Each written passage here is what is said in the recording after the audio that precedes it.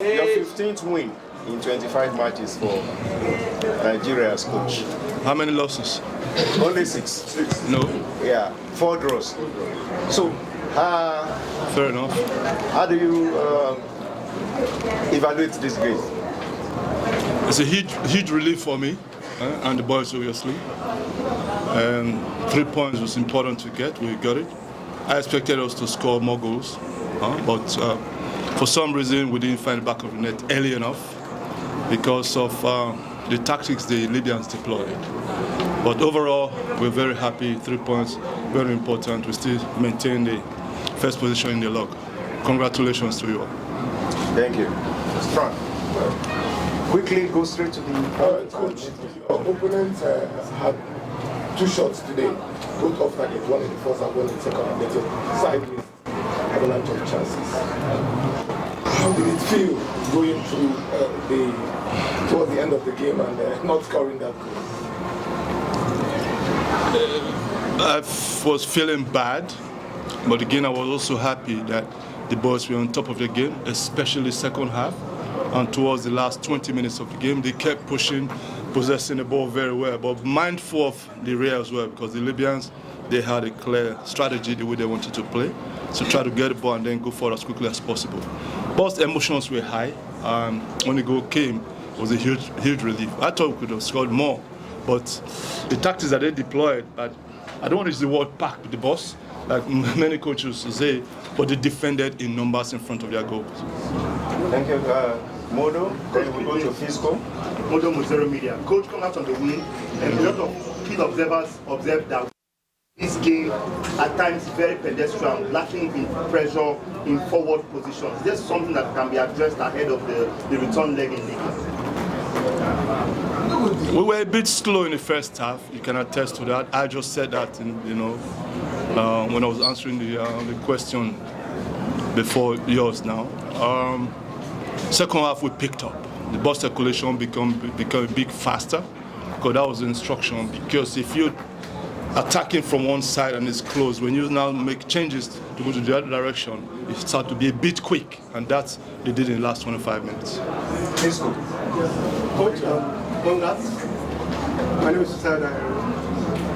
Before the game, or perhaps when we saw the lineup, it seemed to take a lot of Nigerians by surprise, because after the field experiment, after the AFCON, we went back to the back three formation, and today you went to a 4-2-3-1. Did you have this premonition that the Libyans will come to pack the bus like you put it, or was it you trying another formation that could accommodate more attack by the players? Yes, because last 2 games we will see when we play back 3 and then 4 across the midfield, we always lose numbers in the middle of the field, because one midfielder goes high up and you have only the or Onyeka there, so there was a lot of space behind us. So with the back 4, we have more numbers in the midfield so we can possess the ball. That was the game plan. Janet, as you say, I represent West. Coach, congratulations. Thank you, sir. Dele Bashiru has been consistent for the squad in the stadium. Do you think he has done enough to start the return leg? I don't know who's going to start the return leg. Well, first of all, we have to see how they react to the physios medical team today. Everybody in that team, the 23, are capable of starting. Congrats on the win, Coach. My name is Kingsley Apakwa, Brilliant Media. Coach, I noticed that the Libyan goalkeeper went down a lot of times, and it's what is described in modern football as dark arts. Did you think that the Libyans were trying to use the delaying tactics to get the game off the line? I should think so, because we have our timekeeper also, in the name of Thomas and Bobo Richer. Actually, they wasted like 14-15 minutes out of the 45 minutes, which is not so good. They're a good side. You can see that they can move the ball if they wanted to move the ball, but now trying to bring in soft strategies, I don't think it's a good thing. They should just play normally. You see, when we scored the goal, late goal, they came out. So such things normally, and maybe they over-respected us. They thought probably if they come out initial stage, they're going to get a lot of goals behind them. I don't know if that's the way they want to play. The AJ, Component back on 1FM. Congratulations on your win. Sorry to bring you back to this, but yesterday you assured every Nigerian that today Victor Boniface would score. Yes. But he didn't, and I think I would love to ask you the question. What do you think was the challenge for the Bayern? You know, Boniface is a clinical striker, clinical finisher, but they are struggling with national colours. You see, sometimes these chances don't come. I remember in Rwanda, today also, when you get half chance, look like likes like Romario, they poke the ball, but he wants to dress, and then the defenders recover. So if he decides on time, I think Boniface will score a lot of goals. I'll speak to him about that. We have now Mr. Kong, the captain of the victorious Super Eagles, Nigeria. And any questions for him? Maybe I'll go first and ask William. How does he feel? 7 points in 3 games. You think it's done and dusted? No, it's never done till the fat lady sings, I think they say. But yeah, no, it's a good start for us.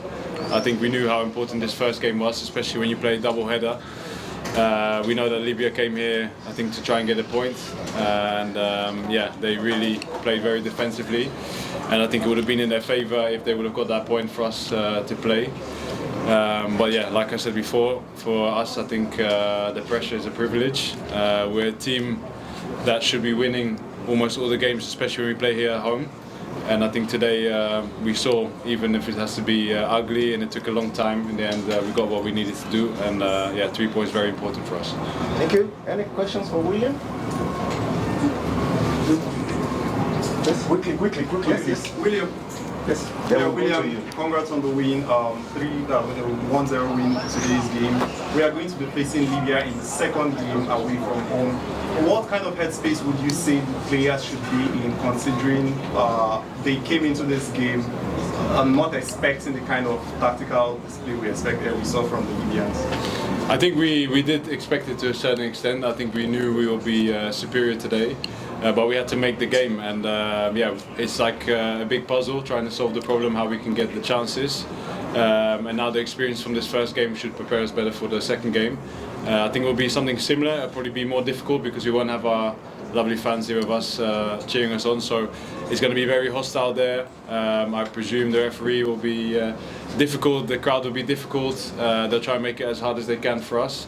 But yeah, we'll be ready, and I think we will learn from the mistakes we made today. And like the coach said, we just need to be a little bit more clinical, and I think try to convert even half chances to goals. And I think if we would have managed to score the first half, I had 1 or 2 chances as well, then I think the game would have opened up. But yeah, we'll try and focus on that for the next game. Okay, you and you. My name is Mary Vincent. Okay. My name is Mary Vincent. I'm with Comfort FM. My question for you goes like this: with the knowledge that the victory in the second leg, puts us through to the African Cup of Nations itself, does it bring any added pressure, going into that game in a hostile country such as Libya? Does it add any pressure to you guys, the players, or to the knowledge that a victory is really important in the next game?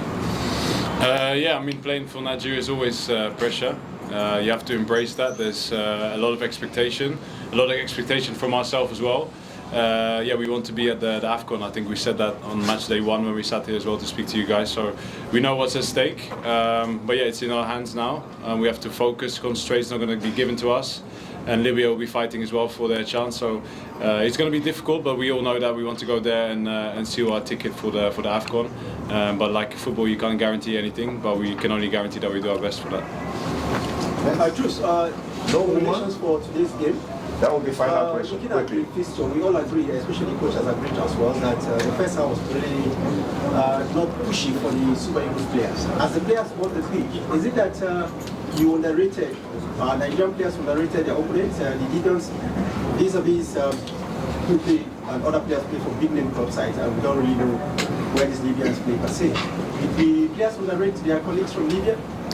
I don't think I really agree with you, because I think the first half we pinned them in their half. We had a lot of possession. It was just trying to break down the block. I think when the team sets up with maybe 8 defenders on the edge of their box, I think the second half they put maybe 2 more central defenders on there. It's difficult to break that down. So we never look at the names. We never look at when we're here. We all representing Nigeria. It doesn't matter which club you play for. And the same for the Libyan players. They're trying to show their best, playing against Nigeria, of course. So yeah, I think that's the beauty of African football, and we never underrate someone. And I think we also have to give credit to Libya for defending the way they did. It wasn't pretty, but it managed to keep us out for a long time. And like I said, we'll go back and improve, and hopefully we can score earlier. But I think from the first half, the only takeaway that we had was that we had to finish our chances. So yeah, besides that, I think the game plan was good. We were a little bit more attacking today than we normally are. Extra midfielder, tried to control the game, and I think we did that exactly like the coach wanted. So